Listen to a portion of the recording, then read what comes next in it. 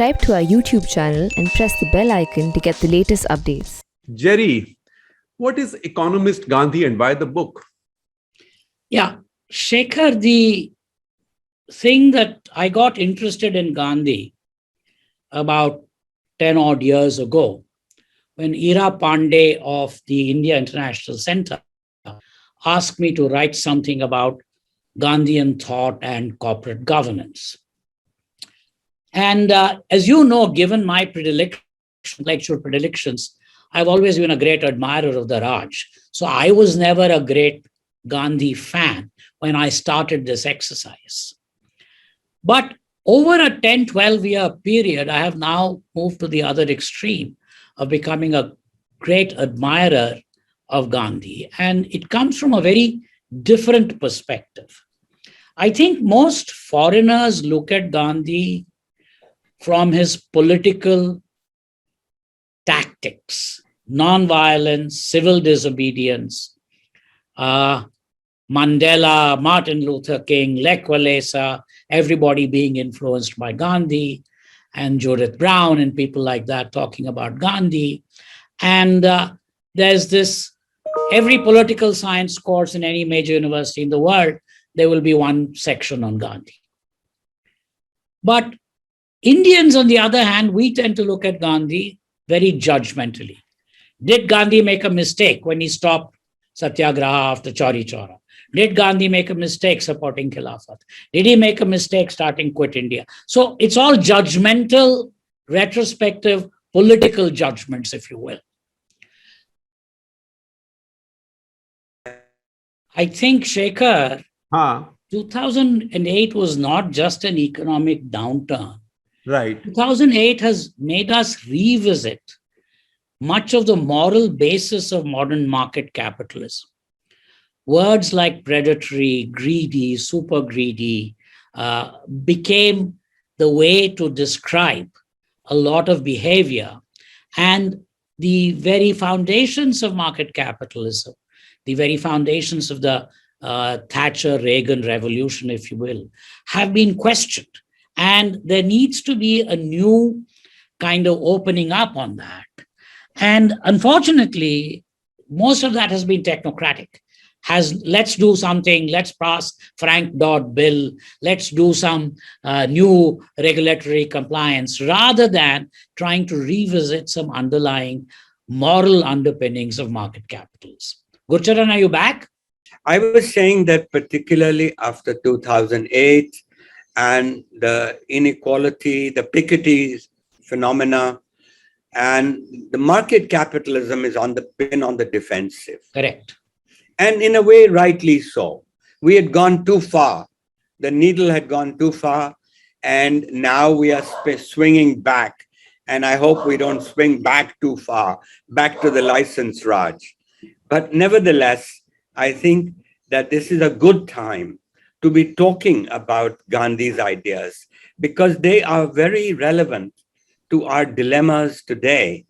And the insight he had on, talking about stakeholders. Before, we used to only talk about shareholders, a la Friedman. Now we talk about stakeholders. Now that's very Gandhian. Jerry, tell us about trusteeship in Gandhi and how is it relevant to us today? Gurcharan, you said something very important, which is before the word trustee or trusteeship is the word trust. And the Nobel laureate, the French Nobel laureate Tirole writes about this. In the absence of trust, frankly, all civilized commerce, all civilized finance as we know it, disappears.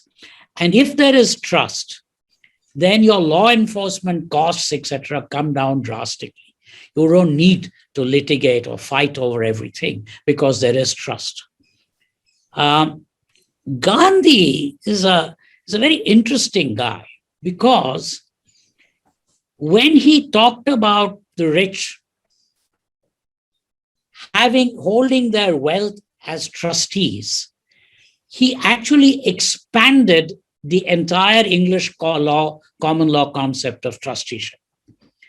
In English common law, by the way, it's not there in continental law, there is this idea of trusteeship, where I manage wealth for your benefit, for somebody else's benefit, not for my benefit. I have a fiduciary responsibility to manage it for your benefit. And this goes back to medieval England, courts of chancery. There's a hoary history. And remember, Gandhi was a barrister from London. And one of his favorite books was Snell's Equity, which is about trusteeship and the equity law. Equity is where the requirements of justice require that you don't interpret the letter of the law, but the spirit of the law, which is what trusteeship is about. I hold it in trust for you, for others. Now, he could have said to his rich friends, be charitable, be good, be patriotic. He didn't. He said, be trustees. He expanded this notion. It's not me holding money in trust for your children, but all rich people holding their money in trust for a larger purpose. Let me ask the question from the perspective of a guy who builds a very good business. He's the founder, the promoter, and builds a very fine business. And he feels that here's his lifetime labor that he has done. And you're telling him, this is not yours. This belongs to society. And the guy says, are you crazy? My sweat and blood went into building this enterprise. I created thousands of jobs. And you're saying that it doesn't really belong. I'm a kind of trustee. How do you respond to that guy? Oh, no. Gandhi dealt with this head on. First of all, he is very clear that the money belongs to the person who created it, who created the wealth. And he is saying that, frankly, he's not advocating trusteeship from society's perspective. He's advocating it from the rich man's perspective. He's saying you will be making a mistake if you give excess money to your children. You will spoil them. You will make them into drunkards and lazy people. And he's saying it's in your interest to look at your wealth as trust, A, to go to heaven, and B, in order not to spoil your children. The second point, he's a very clever psychoanalyst, Gandhi. He's not to be underestimated at all. That's why I was extremely glad, actually, when our current Home Minister referred to him as a Chaturbanya, because that is what he was. He was an extremely intelligent Vanikaputra. He used to frequently refer to himself as a Banya.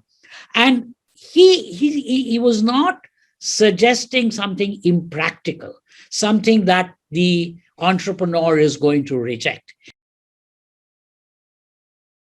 See, Gandhi has come back from South Africa. He's taken his guru's advice and is wandering around India, visiting different places. He is now still very much part of the westernized elite. Most of his speeches are in English. He is invited by the Economics Association of Muir College, Allahabad, which is a very elite westernized college, to speak. And he speaks in English. And the speech is an extraordinary speech. Parel, Gurcharan's friend, has done a brilliant analysis of the speech. Parel, by the way, is one of the greatest Gandhian scholars. Without him, my book would have been impossible. But Parel mentions the fact that in that speech, Gandhi has quoted Shakespeare, he has quoted A.R. Wallace, of course, he has quoted extensively from the Gospels. The basic creed that economists had adopted was that religion and economics were separate things. If you want to be successful in commerce, you shouldn't worry too much about religious matters. Gandhi attacks that head on. First of all, he takes away the argument that somehow religious people support poverty. He says that is complete rubbish. Grinding pauperism is morally degrading, and no religious person can support grinding pauperism and poverty. That is not a correct interpretation of religion or religious principles. And then he says, according to Gandhi, the most important phrase in the economic area that Jesus uses, thou canst not serve God and mammon both. The idea is not that you cannot become rich or you should not become rich. In fact, the parable of the talents suggests that you should invest your talents wisely and get rich. But serving, mammon is a god of money. If money ceases to be instrumental and becomes your master, becomes your god, then you are finished, according to Gandhi, from a religious perspective. See, my book is about the intellectual history of Gandhian thought. And to the extent it may have some insights into the current political debate, I will share them. But I think I will begin by trying to explain Gandhi's position on Swadeshi. First of all, Swadeshi movement predates Gandhi. It goes back to 1905 in Bengal, when he was still in South Africa. So it's not as if Gandhi started the Swadeshi movement. The idea that you should use Indian goods and not imported goods predates his arrival into India. 2, Gandhi in Hind Swaraj basically bought into the ideas of Dadabhai Naoroji and Ramesh Chandra Dutt that there had been a systematic drain of Indian wealth by having tariffs that were discriminatory against Indian goods and in favor of British goods. Not that there was free trade. And also, the exchange rate was deliberately manipulated to work against Indian manufacture and to sustain the British ICS officers' pensions. So essentially, having bought into that theory, and there are Tathagata Roy, others have some differences about that theory, but that was the mainstream idea at that point in time.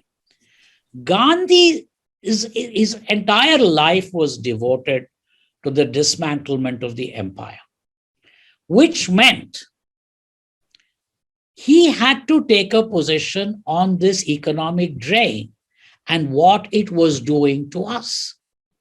And therefore, he was never a grievance monger. His idea was not simply complain to the British, hey, you're doing bad things to us. Yeah, you can complain, but what are we doing about it? And that is where he started. He went one step further than the Swadeshi movement. He said, let's actually go to handloom and hand spun. Fatima wants to know, she says, in the last few years, lots has been written about Gandhi as an indictment of his politics. Liberals especially have questioned his problematic stance on caste, on women empowerment, on his personal relationships with women in his life. So what do you make of these criticisms? Okay, I as it is, although my book is Economist Gandhi, yes, interspersed here and there, some of these issues have been tackled. Let us start with caste. I recommend to your colleague to read Nishikant Kolge's book on Gandhi and caste.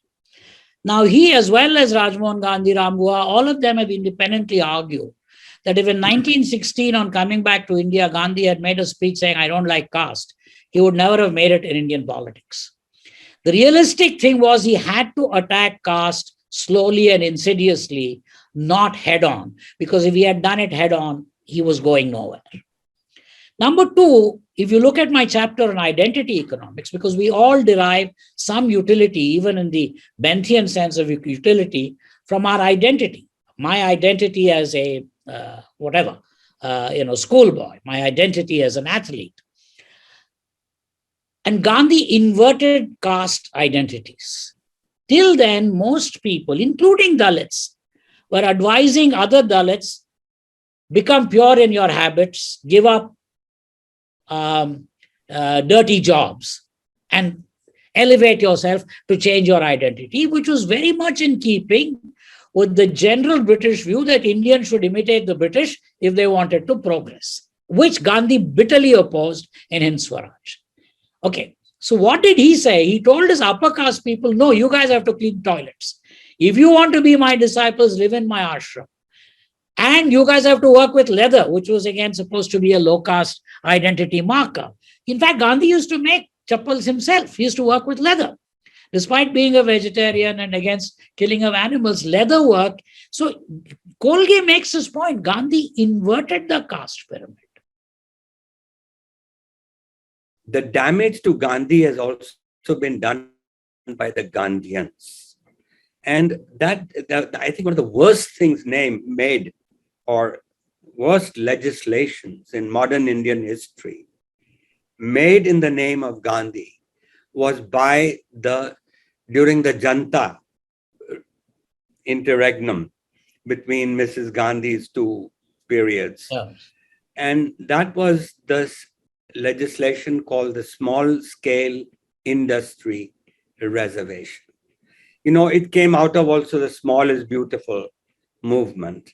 And it led to our making India uncompetitive for next 20 years, 25 years. We got rid of it finally in 2008.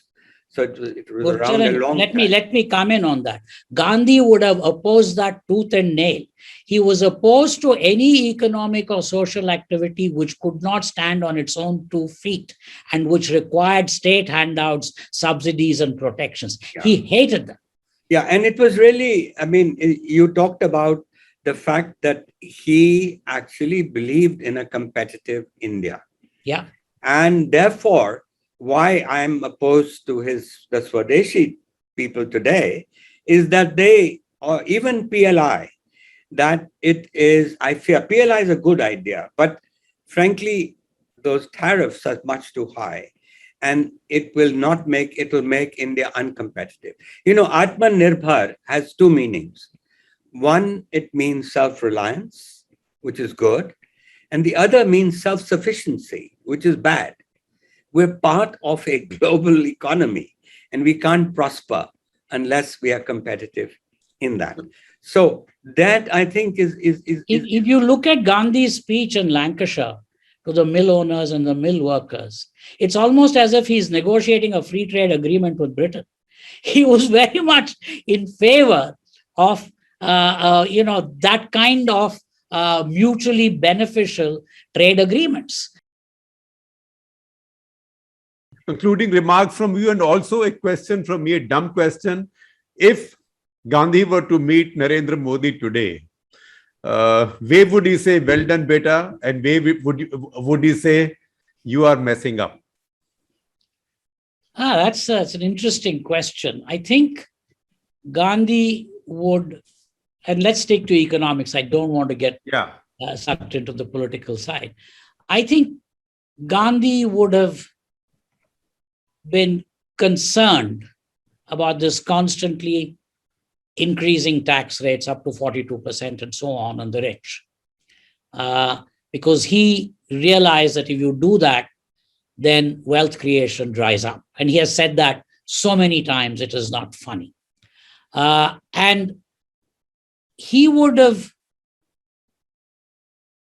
actually tried to take the new education policy a little further in the direction of tinkering, in the direction of including music and things like that. If you look at his Nai Taaleem, he was very particular in including those in the curriculum, including smithy and carpentry and spinning, including gardening. In fact, he would have argued with Modi that if you want to teach environmental science to your children, kindly use gardening as a way and let them have gardening as a subject in their school. So those are the kinds of areas I think he would not have talked of something immediate. He was looking at a longer term trajectory for the country. Let me end with this. I think the important thing, Shekhar, from my perspective, for students and for younger readers today, is to remember that Gandhi is a colossal intellectual figure of the 20th century. He's a very original thinker. He has a global footprint. Whatever we may say, Nehru or Rajagopalachari or Patel are not important for the rest of the world. They may be important for us. Gandhi is important, is a universal figure. And Gandhi matches up to the best in world intellectual traditions. He might be one of our greatest intellectual contributors in a long time.